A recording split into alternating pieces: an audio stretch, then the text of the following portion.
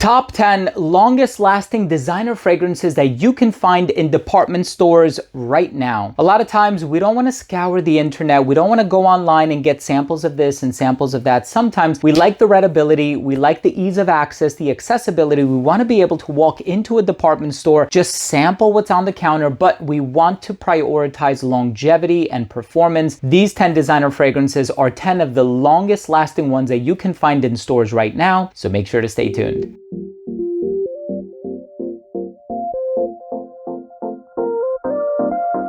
Now, before I begin today's episode and I tell you about these top 10 longest lasting designer fragrances that can be found in department stores right now, I'll tell you why these fragrances last a long time, what ingredients contribute to that great longevity. But I want to start the video off first by saying that if you're a fan of fragrance related content, and of course, if you love smelling your best, hit subscribe, hit the bell, and give this video a thumbs up for the YouTube algorithm. It would really mean a lot to me. So once again, all of these fragrances are available in major department stores. We could be talking about Macy's or Nordstrom or Sephora. You walk into one of these spots, you're gonna see these 10 fragrances. Some of them are a bit more on the higher end side of things, but you know, even something like Sephora now has like Tom Ford private blends. That never used to be the case a few years ago. So a lot of these fragrances are becoming more and more accessible, and I really appreciate it for that. So let's just go ahead and dive into the list. So first one I want to talk about is Explorer Platinum by Blanc. So the thing with this one is, and I actually prefer the original over this one, even though neither one of them are very unique, if I'm being honest with you. This kind of smells like Santal 33. The original smells like Creed Aventus with the citrus, the pineapple, the bergamot. This one has a lot of woodsy ingredients. Yes, there's cedar and sandalwood. So longevity on this one is about 8 to 10 hours, depending on your skin chemistry. The original is also decent. Ultra Blue, not that great, but this one probably has the better longevity. Again, not unique, not original. So it's not my favorite, but I'm not going to discount the fact that it is actually long lasting. And the presentation on it is very nice, very heavy bottle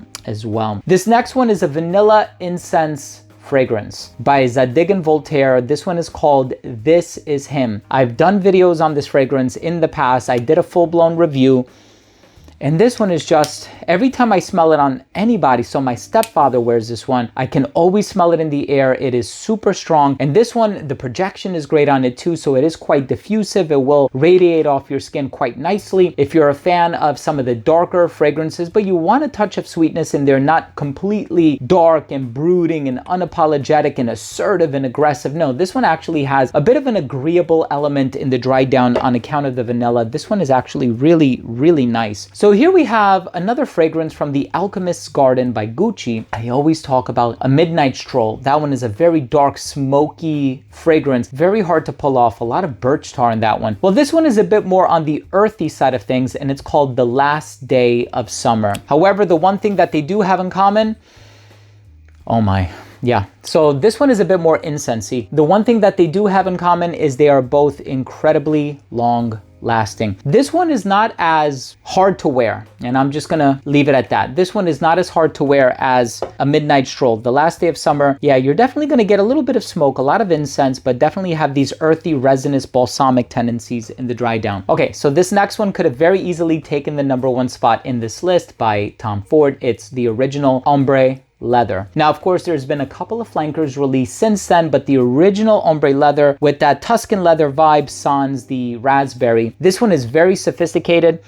very elegant, very dressed up, and also gets a lot of people compliments. I've been reading the comments here, and a lot of people say this one does very well on their skin in terms of, you know, getting positive attention from other people, especially in the way of compliments. So we have Invictus Victory. Right? So I think this is the Eau de Parfum Extreme is the extended title of this one. So this one is sweet leaning. And you know what I said in my review? It does possess a bit of a fresh chocolatey vibe. Now there's also Invictus Victory Elixir. That one has a bit more of a blue hue. This one is almost kind of like brown, yellow, ambery or whatever. Just as long lasting. The original Invictus, not so much. Invictus Aqua, definitely not. You're not going to get a long lasting vibe from that one. But this one, on the other hand, Victory and Victory Elixir, they're both solid. Invictus Parfum, which is the newest one, that one is kind of in the middle, right? So that one is more soapy, fresh, clean, citrusy. So this next fragrance, yeah, It's been doing very, very well for a number of years. I've never heard anybody complain about the performance of this one. There's many other brands where, you know, a brand will put out a popular designer release, and for whatever reason, it does really well in terms of the accolades and the praise that it receives in the first year or two, and then everybody touts a reformulation has taken effect. That is not the case with Ultramall by Jean Paul Gaultier. Pear, vanilla, beautiful composition by Francis Kirkjohn, but definitely one to be worn on a night out, right? So this is more for like the clubbing scene, the partying scene. This is not a work or office friendly fragrance. Now this next one, my apologies. I do understand that this one is a bit harder to come by. Yes, you can walk into the boutique and they have it, but I do know of some places that carry this private or exclusive line. So this one is by Chanel and it's called Sycamore. So of course this is like,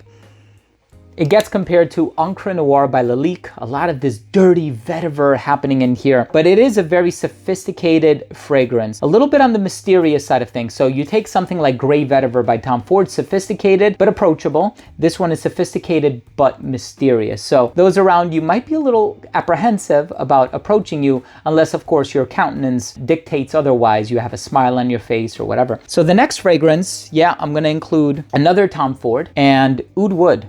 I could have done Tuscan Leather, Noir de Noir, Tobacco Vanille. All of those are incredibly long lasting. For whatever reason, Oud Wood has always done really well on my skin. Historically, it's just performed really well. Of course, we have fragrances like Carved Oud by Thami London that also falls within the same wheelhouse, but this one is just so well done. It's an accessible, entry-level oud, which is why I have such a safe time recommending it. You know, had it been something rough and tumble, animalic, barnyardy, it probably would not have made this list. Now, yeah, I know this next one is going to be a lot of people's number one.